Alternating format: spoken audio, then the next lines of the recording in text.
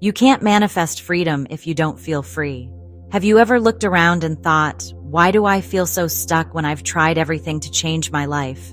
Most people are unknowingly living in an energetic prison, one that's been running their lives for years without them even realizing it. I get it. I've been there too. And what I'm about to share is the exact shift that broke me out for good. The hardest part about feeling trapped is that you start believing it's just who you are. You wake up every day with the same thoughts, the same routines, and the same quiet heaviness in your chest. And over time, you forget what it feels like to be truly alive. And here's the thing no one tells you: most of these walls you feel around you, they weren't even built by you. They were passed down from the fears of your parents, the survival patterns of your ancestors, the unspoken rules of a society that wants you to fit into neat little boxes. It's like walking through life with invisible chains. They don't stop you from moving, but they keep you circling the same small space over and over. You might even call it comfort, but deep down, it's not comfort at all. It's captivity dressed up as safety. I remember a time when I thought I was making progress, reading all the books, listening to all the podcasts, doing all the right things. But if I was honest with myself, I wasn't building a new life. I was just rearranging the furniture inside the same prison cell. When I talk about breaking free, I don't mean waiting for the perfect job, relationship, or dollar amount to suddenly appear and rescue you. Freedom isn't something you chase. It's something you build from the inside out. And after years of trial, error, burnout, and overthinking, I've learned it really comes down to 3 shifts. Shift 1. See the prison for what it is. Most people try to fix their life without realizing they're still working from inside the cage.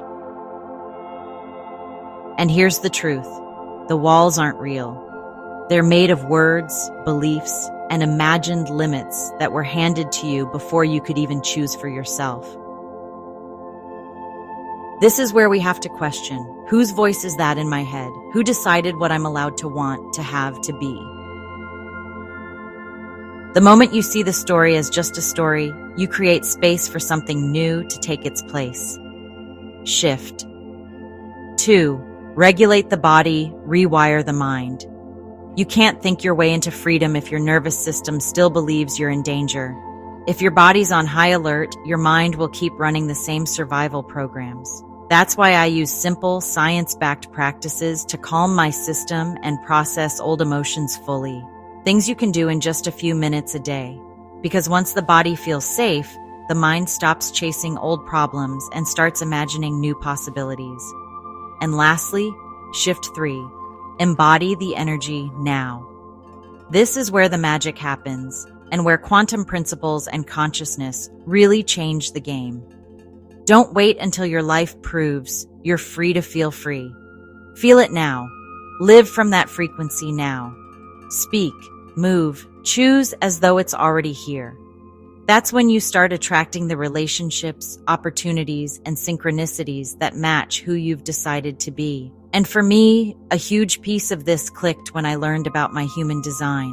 Finding out I was a manifesting generator explained so much about why I burned myself out, and also how I could use my natural energy to create without forcing. Whatever your design is, when you work with it instead of against it, freedom becomes your default setting instead of the exception. And here's the part I want you to remember. You don't need to be perfect to be free. Every tiny shift counts. Every time you calm your body, question an old belief, or choose a higher energy, you're already living your freedom. It's not about someday, it's about now. Let's take a moment right now to create that feeling of freedom in your body so you can remember it's possible anytime you choose. First, wherever you are, soften your shoulders and let your jaw unclench. Feel your feet on the ground or the chair supporting you. Take a deep breath in through your nose and let it out slowly through your mouth. Now imagine a gentle wave of calm moving from the top of your head down to your toes. With each breath, that wave clears away tension, old thoughts, and old emotions that don't belong to you anymore. You don't have to fight them, just let them dissolve like clouds drifting out of a clear sky. Bring to mind one moment in your life when you felt completely free. Maybe it was a place, a person, or even just a quiet morning. Let your body remember that feeling, like it's happening right now. Feel it in your chest, in your spine, and in your hands. Take another breath in and gently exhale. Now expand that feeling beyond your body. Imagine it radiating out into your day, into the people you meet, into the choices you make. This is the energy that changes everything.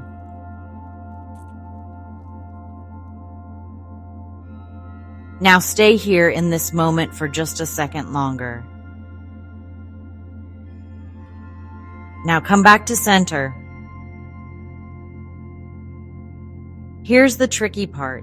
When you've been in the same energetic frequency for so long, it starts to feel normal. And if it feels normal, you stop questioning it. You stop imagining that something completely different is even possible for you.